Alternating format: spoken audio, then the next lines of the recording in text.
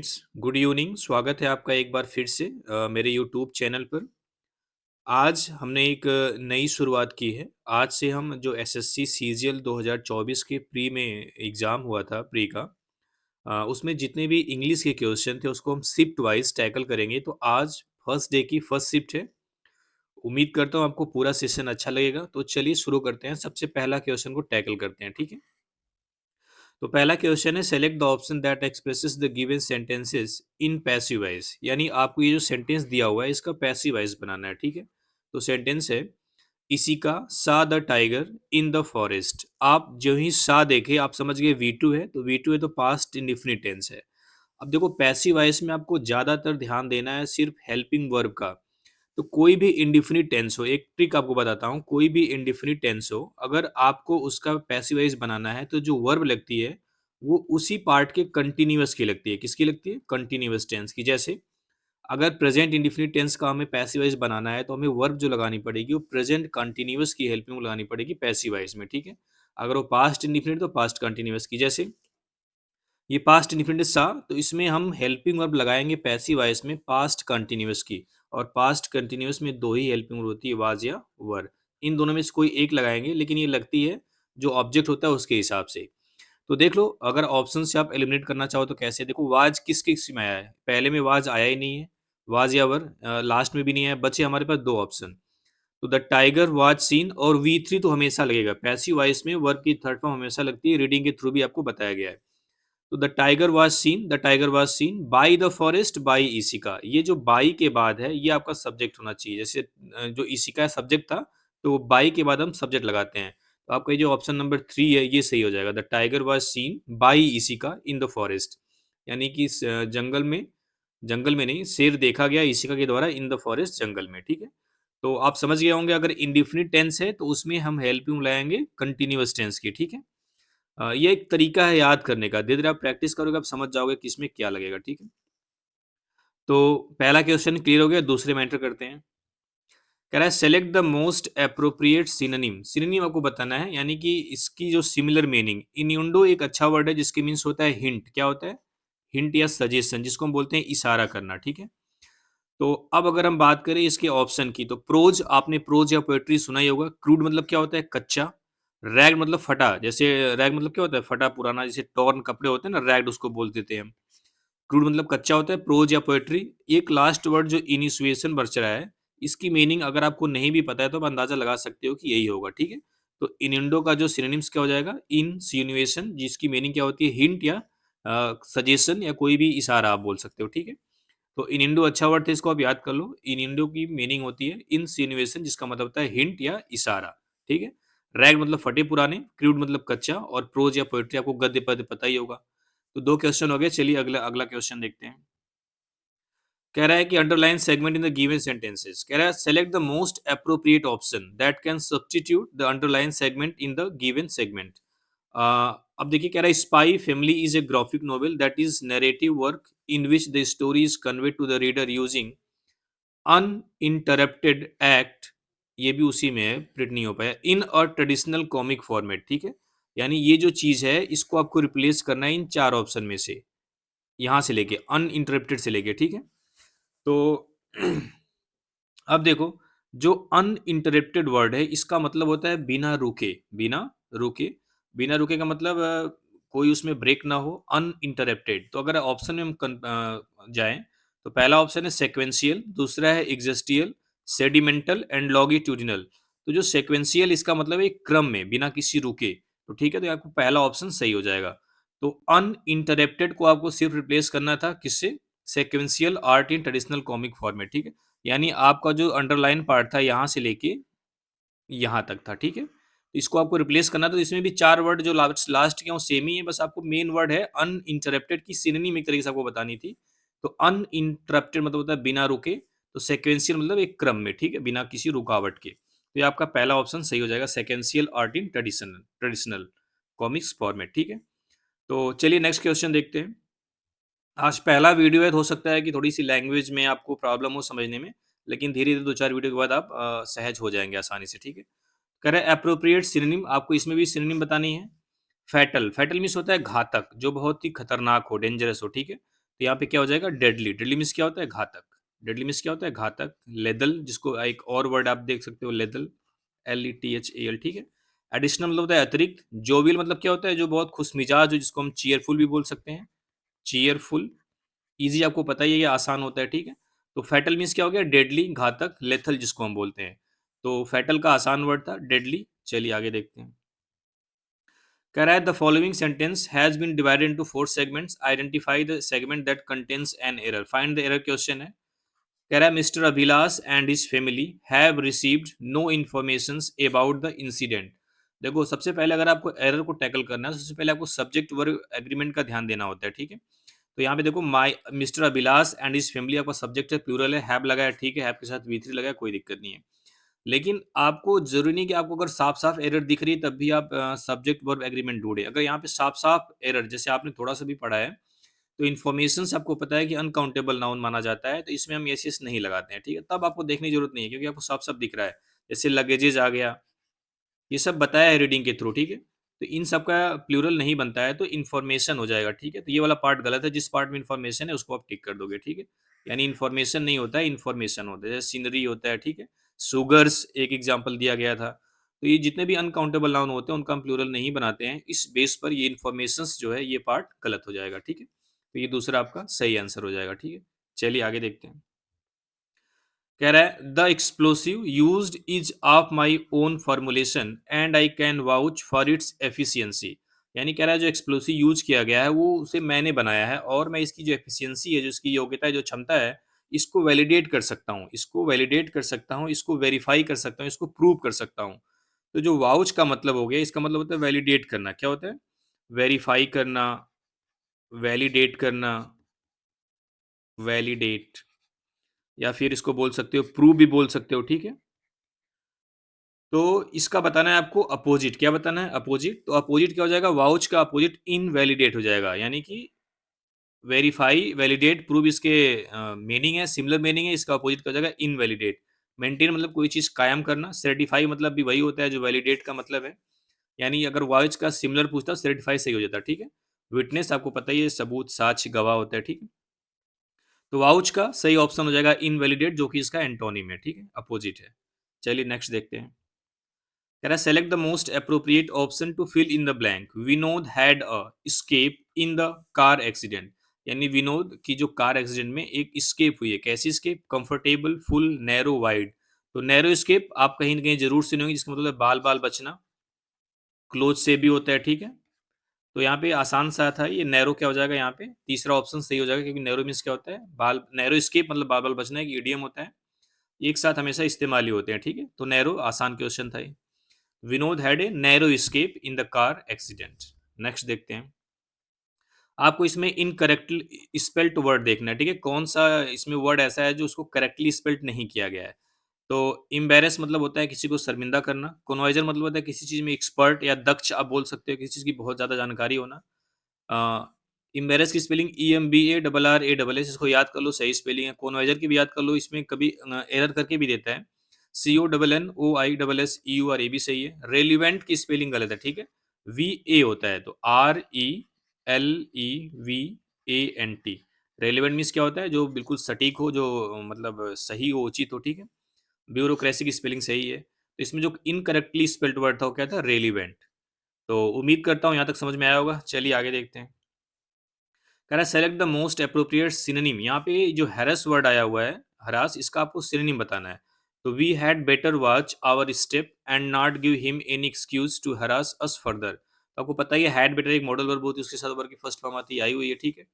जो हरास मतलब क्या होता है, किसी को धमकाना, डराना, ठीक है, किसी का तंग करना, परेशान करना। तो इसका एक आसान सा वर्ड और होता है पेस्टर, मीन्स क्या होता है, तंग करना, ठीक है, एग्जाम में आया हुआ है।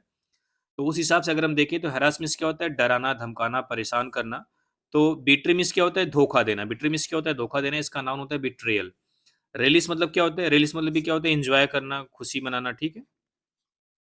बिट्री का क्या हो गया, चीट हो गया। सूद मतलब होता है किसी चीज को शांत करना, किसी को मतलब एक तरीके से काम करना, ठीक है।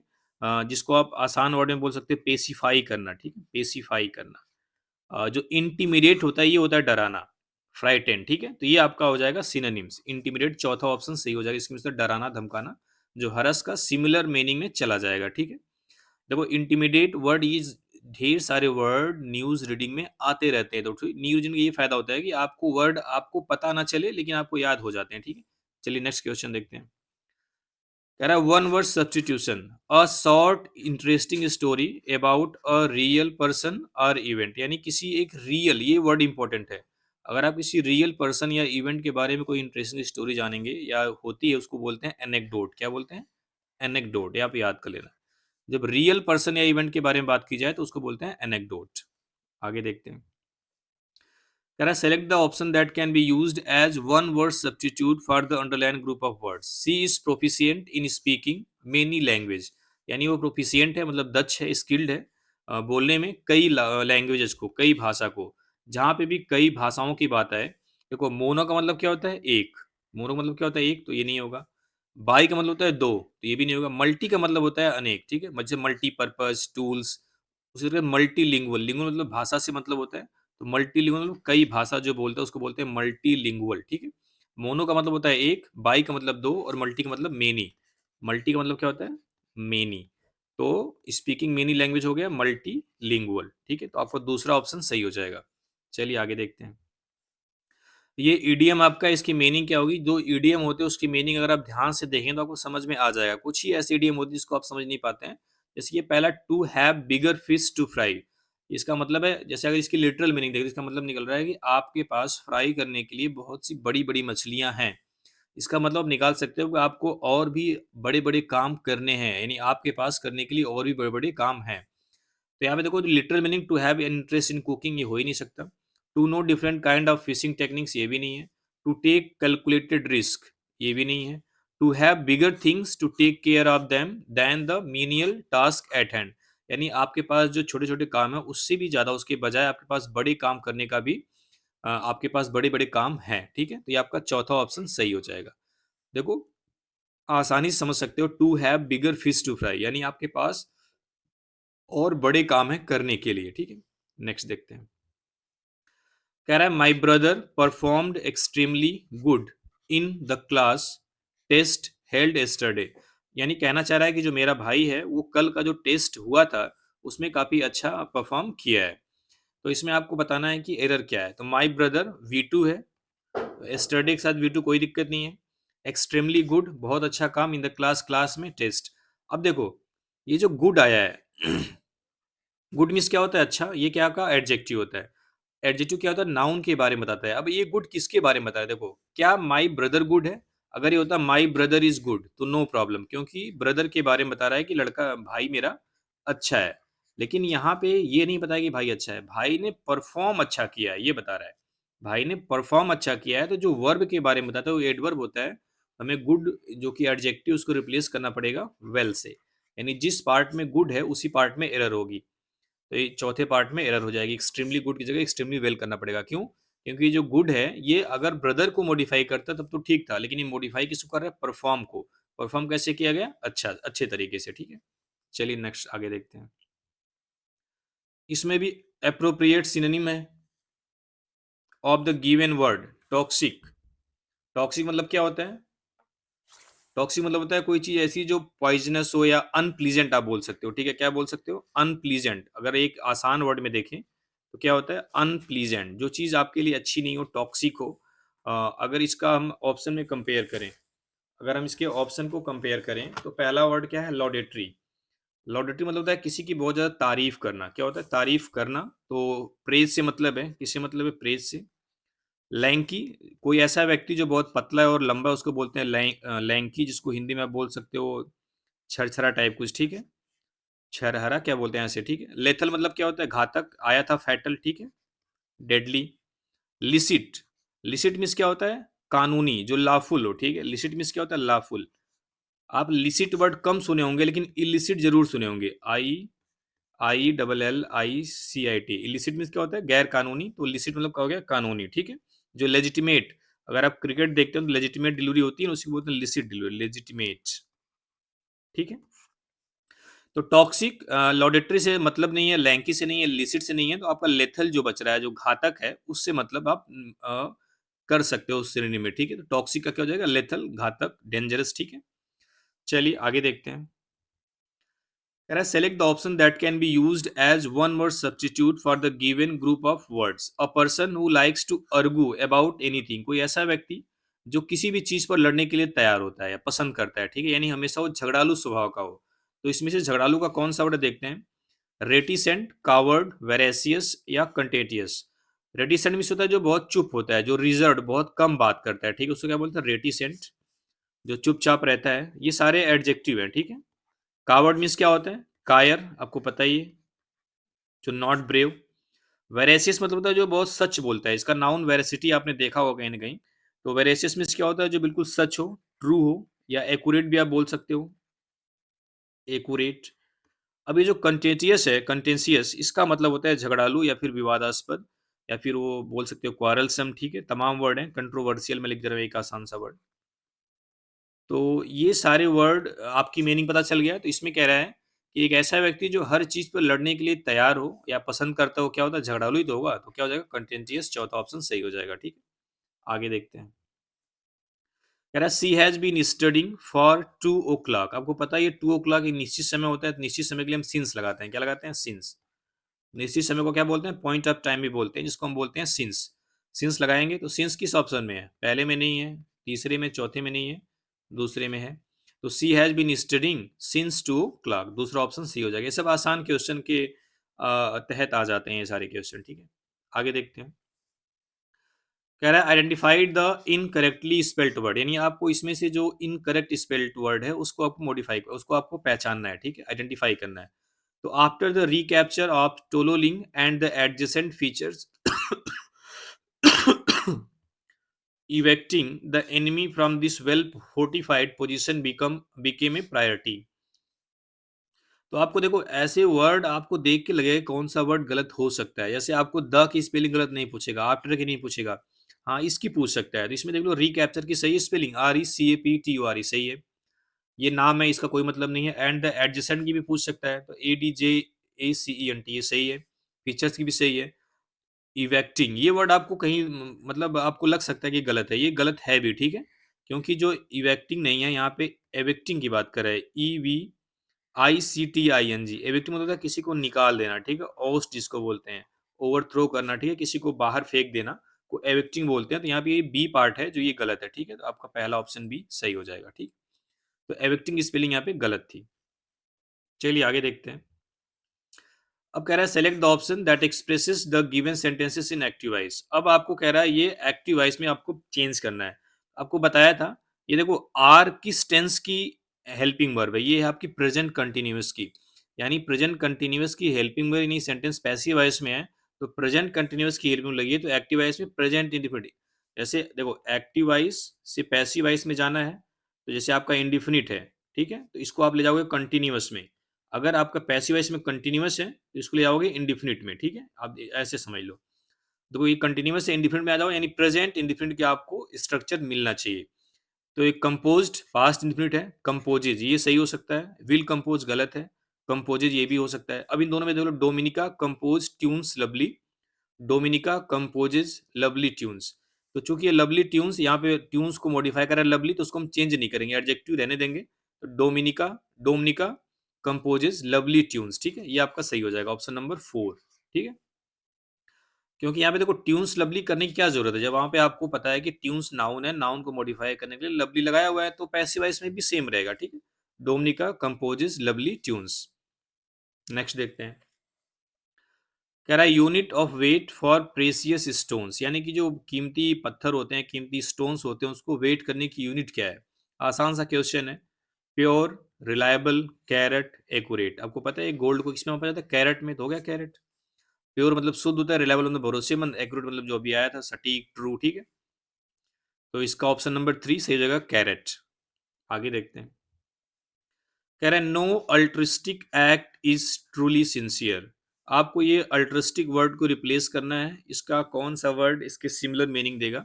तो अल्ट्रिस्टिक मतलब होता है दूसरे पर परोपकार करने से मतलब होता है, ठीक है, दूसरों की भलाई के बारे में सोचने से मतलब होता है। तो इसका वर्ड हो जाएगा फिलांथ्रोपिक। क्या हो जाएगा, फिलांथ्रोपिक। फिलांथ्रोपिस्ट भी होता है, फिलांथ्रोपिक एडजेक्टिव हो गया, ठीक है, तो अल्ट्रिस्टिक भी एडजेक्टिव, इसको रिप्लेस किया फिलांथ्रोपिक से। तो ठीक है, अल्ट्रुइस्टिक आसान सा वर्ड था, बहुत फेमस है, बहुत लोग इसको बिल्कुल मतलब बेसिक है, अगर एसएससी की तैयारी करें तो अल्ट्रुइस्टिक और फिलैंथ्रोपिक दोनों वर्ड ज़रूर आता होगा आपको, ठीक है? चलिए, ये 20 क्वेश्चन थे, अब हम एंटर करेंगे क्लोज़ टेस्ट में। ये काफ़ी अच्छा क्लोज़ टेस्ट है, पहला ही क्लोज़ टेस्ट काफ़ी अच्छा मिल गया। तो चलिए देखते हैं। कह रहा है देयर इज़ अ सेइंग, एक कहावत है दैट की क्लोज़ टेस्ट को सॉल्व करने से पहले आप एक बार उसको पूरा रीड कर लेना, आपके पास टाइम है। अगर आपको लगता है कि पहली बार पढ़ने से ही हो जा रहा है तो ठीक है।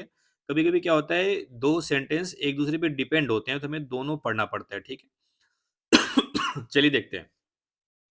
कह रहा है देयर इज़ अ सेइंग, एक कहावत है दैट की कमिंग इवेंट्स, जो आने वाली जो घटनाएँ हैं, कास्ट देयर शैडोज़, अपनी छाया देती हैं या अपना कोई पहचान देती हैं बिफोर, आने से पहले। It is not universally true, लेकिन यह हमेशा सही नहीं होता। यह एक सार्वभौमिक सत्य नहीं है। अब इन 2 लाइन को मिला के आप पहला ब्लैंक फ़िल कर सकते हो। देखो, कह रहा है एक कहावत है कि जो आने वाली घटनाएँ हैं, वो कुछ न कुछ इशारा देती हैं, लेकिन यह हमेशा सही नहीं है। तो यहाँ पे क्या आ रहा है? बट आ रहा है। इशारा तो देती हैं, लेकिन ये चीज़ हमेशा सही नहीं है। अब ऑप्शन में देखते हैं, मोरएवर, देयरफॉर, फर्दरमोर, हाउएवर। अब ये 4 ऑप्शन आपके पास हैं, इसको हम बोलते हैं एडजेक्टिवल एडवर्ब, कंजंक्टिवल एडवर्ब।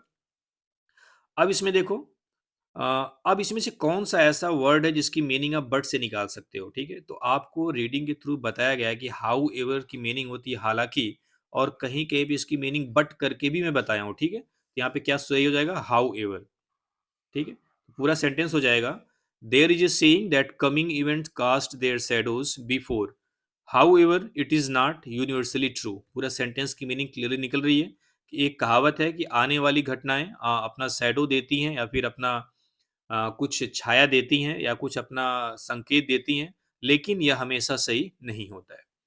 कह रहा है समथिंग कैन हैपन, कोई चीज़ हो सकती है with in A second, 1 second के अंदर, एंड और वन मे नॉट, और कोई व्यक्ति मे नॉट नहीं कर सकता है। दूसरा देखते हैं, ठीक है? Something can happen with in A second, ये दूसरा ऑप्शन है, ठीक है आपका? लीगलाइज, फोर्सी, रिसाइंड और अफेक्ट। कह रहा है something can happen with in A second, कोई चीज़ सेकंडों के अंदर हो सकती है और आप उसको ना देख पाएँ, ना जान पाएँ, ठीक है? भाई आपके सामने अगले सेकंड क्या होने वाला है आप जान पाओगे, वही चीज़ कह रहा है। Something can happen with in A second and one may not. अब यहाँ पे वर्ड क्या लग रहा है देखो, लीगलाइज मतलब नहीं लगेगा, फोर्सी, रिसाइंड, अफेक्ट। रिसाइंड मतलब होता है किसी चीज़ को रद्द करना, कोई नियम कानून को रद्द करना, जिसको जैसे रिपील, एब्रोगेट आया था ना आर्टिकल 370 में, कई बार बताया हूँ एब्रोगेट। कह रहा है लेकिन कोई ऐसी चीज़ आपको आपके पास आपके साथ सेकंड के अंदर हो सकती है, लेकिन आप उसको ना जान पाएँ, ना देख पाएँ, तो फोर्सी हो जाएगा वर्ड। फोर्सी मतलब क्या होता है? प्रेडिक्ट करना। किसी चीज़ को पहले से जान पाने को क्या बोलते हैं? फोर्सी। फोर मतलब पहले, सी मतलब देखना, यानी पहले ही देख लेने को प्रेडिक्ट करते हैं, प्रेडिक्ट करना बोलते हैं। तो क्या हो जाएगा? एंड वन में नॉट फोरसी इट, और कोई व्यक्ति इसे ऐसा हो कि देख भी ना पाए, ठीक है? ये यहाँ तक हो गया। 2 ऑप्शन हो गए, पहले में आ गया हाउएवर, दूसरे में आ गया फोरसी। क्लियर है? तीसरे ऑप्शन की तरफ बढ़ते हैं। तीसरा ऑप्शन है some instances show that prediction based on certain science have gone wrong.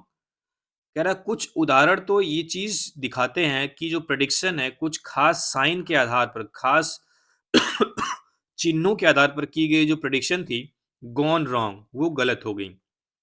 अब देखो, अब कह रहा है कि अभी तक 2 चीज़ बोला वो, पहला बोला कि कुछ ऐसी घटनाएँ होती हैं जो अपनी छाया या अपना प्रतिबिंब देती हैं होने से पहले, लेकिन ये हमेशा सही नहीं है।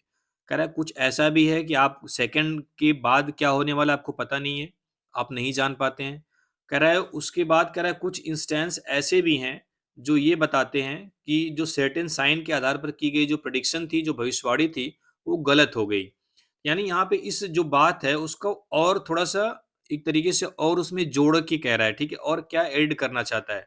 तो देयरफॉर रिज़ल्ट बताता है, देयरफॉर मीन्स क्या होता है इसलिए, मोरएवर आपको एडिशन बताता है, ठीक है? अगर कुछ चीज़ आपको बढ़ा के कहनी हो तो मोरएवर कहोगे। नेवरदलेस कंट्रास्ट दिखाता है, हाउएवर भी कंट्रास्ट दिखाता है। दोनों 2 देखो 2 ऑप्शन कंट्रास्ट दिखा रहे हैं, तो दोनों ऑप्शन तो होंगे ही नहीं।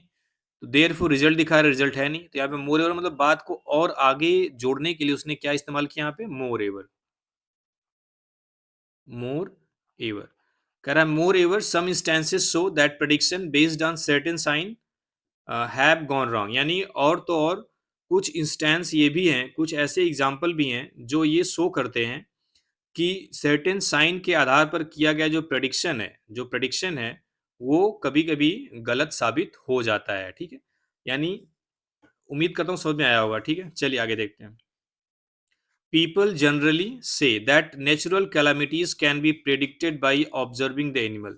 यानी लोग सामान्य तौर पे ये कहते हैं कि जो नेचुरल कैलामिटीज है, जो प्राकृतिक आपदाएं हैं, उसको एनिमलों को ऑब्जर्व करके प्रेडिक्ट किया जा सकता है। बट लेकिन व्हाट इफ क्या होगा if animals are suffering from some disease, अगर कोई एनिमल्स किसी बीमारी से पीड़ित है and do not show any sign, और कोई साइन नहीं दिखाता है बिफोर द इवेंट अपीयर, यानी इवेंट उस घटना के होने से पहले। कह रहा है कि आप अगर टोटली डिपेंड हैं किस पे, एनिमल्स पे, तो ये भी तो हो सकता है एनिमल किसी बीमारी से पीड़ित हो, आप कैसे जान पाएँगे? वो अपना साइन शो नहीं कर पाएगा। कह रहा है they may fail, way fail हो सकते हैं टू मेक पेक्यूलियर साउंड, जो आवाज़ के थ्रू या किसी भी तरीके से बता रहे हैं, यहाँ पे आवाज़ का मेंशन किया है। They may fail to make peculiar sounds, वे किसी खास साउंड को करने में फेल हो सकते हैं, और एक्शन या फिर एक्शन अबाउट द इवेंट, उस इवेंट के बारे में which are going to take place, जो होने जा रही है, ठीक है?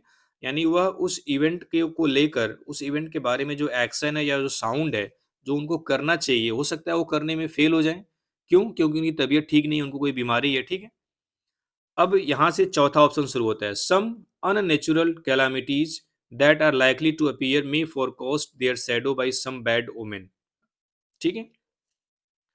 अब कह रहा है अब और उस चीज में और जोड़ना चाह रहा है, ठीक है? और क्या जोड़ा है?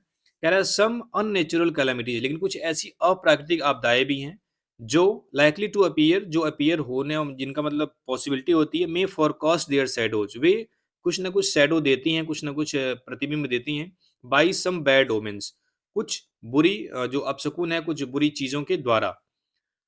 अब देखो, अब यहाँ पे भी अब सेंटेंस को जोड़ रहा है, अब मतलब अपनी बात में कुछ और जोड़ रहा है, तो यहाँ पे भी हमें प्लस वाला कोई कंजंक्शन लगाना पड़ेगा, ठीक है? जो जोड़ता है।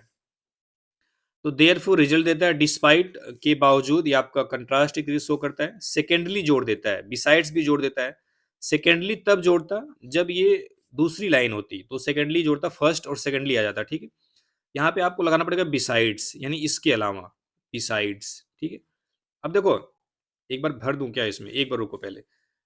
मोस्ट एप्रोप्रिएट सिनोनिम, तो यहाँ पे क्या हो जाएगा? बिसाइड्स, यानी इसके अलावा कुछ ऐसी अननेचुरल कैलामिटीज हैं जो अपीयर होने की जिनको संभावना होती है, वो कुछ ने किसी संकेत के द्वारा अपने प्रतिबिंब देती हैं, अपना मतलब संकेत बताती हैं। We should not completely cancel out the possibilities that animal can sense certain unnatural happening. कह रहा है कि we should not completely cancelled out the possibilities that animal can sense certain unnatural happening। कह रहा है हम we should not completely cancel out, हम completely cancel out नहीं करना चाहिए द पॉसिबिलिटी, संभावना को, दैट कि एनिमल भी कुछ अननेचुरल हैपनिंग को देख सकते हैं, समझ सकते हैं। यहाँ पे ये दूसरे ला और पहले में यहाँ पे थोड़ा सा रिजल्ट की बात है, तो यहाँ पे क्या हो जाएगा? Therefore. कह रहा है देयरफॉर, इसलिए we should not completely cancel out the possibility that animals can sense certain unnatural happenings, यानी इसलिए हमें कंप्लीटली पूरे तरीके से कैंसल आउट नहीं करनी चाहिए इस संभावना को कि जो एनिमल्स हैं वो भी कुछ अननेचुरल हैपनिंग को सेंस कर सकते हैं। ये थोड़ा सा इसमें आपको कंजक्शन, जो कंजक्शन एडवर्ब है, उसका आपको थोड़ा सा इसमें रोल था। ऐसे आप बार बार परिचित नहीं होते हैं इन सब वर्ड से, जो देयरफॉर, नेवरदलेस, हाउएवर, इनका जो फंक्शन है, किस लिए इस्तेमाल होते हैं, ये जानने के बाद आप इसको आसानी से कर सकते हो, ठीक है? एक बार दोबारा से इसको देखना। अब देखो, कह रहा है देयर इज ए, एक बार दोबारा से इसको मैं रिपीट कर देता हूँ, ठीक है? There is a saying that coming events cast their shadow before, it is not universal true. पहले लाइन दो, ये जो दो लाइन है आपस में कंट्रास्ट शो कर रही है, तो यहाँ पे बट आना चाहिए, लेकिन पहले में बट ऑप्शन नहीं था, तो बट को रिप्लेस करने के लिए एक और कंजंक्शन था, हाउ एवर, जो हालांकि या लेकिन की मीनिंग देता है, तो पहला कोई दिक्कत नहीं थी। कह रहा है something can happen with in A second and one may not foresee, क्या था? फोरसी। कह रहा है कोई चीज आपके पास आपके साथ सेकेंडों के अंदर हो सकती है, आप उसको न देख पाए, ठीक है? यानी आप जैसे टाइम की बात कर रहा है, अगले 2 सेकंड में हो जाए, आप उसको ना जान पाए, और 2 साल की तो बहुत बड़ी बात है, वो कहना चाह रहा है, ठीक है? तो फोरसी हो गया। कह रहा है, और उसको बात को और आगे कह रहा है, ये अपनी बात कर दिया, फिर उसको और थोड़ा सा और कह रहा है। कह रहा है कि मोर एवर, यहाँ पे क्या है? मोर एवर, यानी और तो और, सम इंस्टेंसेस, तो कुछ ऐसे इवन इंस्टेंस हैं जिसमें ये पता चला है कि जो की गई प्रेडिक्शन है वो सही। देखो, दो चीजें, पहले का या तो सही हो सकती है, या तो आप जान सकते हो नहीं जान सकते हैं। कह रहा है कुछ ऐसी भी घटनाएँ हुई हैं जहाँ पे कुछ सर्टेन साइंस के आधार पर जो प्रेडिक्शन की गई थी, वो गलत हो गई यानी और उल्टा हो गया, ठीक है? तो यहाँ से यहाँ तक कोई दिक्कत नहीं थी। यहाँ पे आपको पता है कि बताया है कि कुछ नेचुरल कैलामिटीज़ को ऐसा कहा जाता है कि जो जानवर हैं पहले ऑब्ज़र्व कर लेते हैं, देख लेते हैं। लेकिन अगर एनिमल्स ही खुद डिज़ीज़ से पीड़ित है, तो क्या हो सकता है कोई साइन ना करे? जैसे मान लो वो बोल के साइन करता है, कुछ ऐसी बीमारी है वो बोल ही नहीं पा रहा है, किसी वजह से नहीं बोल पा रहा है। ये सारी चीज़ें बिल्कुल 100% ट्रू नहीं है, वही कह रहा है। फिर कहा they may fail to make peculiar science और action about the events which are going to take place. कह रहा है फिर उसके बाद आगे, फिर आगे जैसे मोर एवर यहाँ था, तो उसी तरह यहाँ पे और फिर जोड़ने जा रहा है कि कुछ अननेचुरल कैलामिटीज़ हैं जो साइन देती हैं। तो यहाँ पे जोड़ने के लिए आपके पास ये चौथा ऑप्शन है ना, जोड़ने के लिए अब यहाँ पे मोर एवर हो चुका है, मोर एवर यहाँ पे दिया भी नहीं है। सेकंडली कर नहीं सकते क्योंकि फर्स्ट का मेंशन नहीं किया है। देयरफॉर बताने या डिस्पाइट बताने तो हमने क्या बताया बिसाइड्स, बिसाइड भी प्लस का ही काम करता है, जोड़ने का, इसके अलावा, ठीक है? जैसे आपको 3-4 बातें जोड़नी है तो बिसाइड से जोड़ते हुए चले जा सकते हो, ठीक है? फिर लास्ट में देयरफॉर से जो पहले लाइन बताई थी उसका जो रिजल्ट था देयरफॉर से हमने जोड़ दिया, ठीक है? तो ये थी फर्स्ट शिफ्ट का फर्स्ट पेपर। उम्मीद करता हूँ आपको समझ में आया होगा। ये मेरी पहली वीडियो थी एसएससी के प्रीवियस ईयर पेपर से रिलेटेड। उम्मीद करता हूँ आपको समझ में आई होगी। अगर समझ में आई तो वीडियो को लाइक करिए, कमेंट करिए और बताइए क्या कुछ इम्प्रूव किया जा सकता है, ठीक है? चलिए थैंक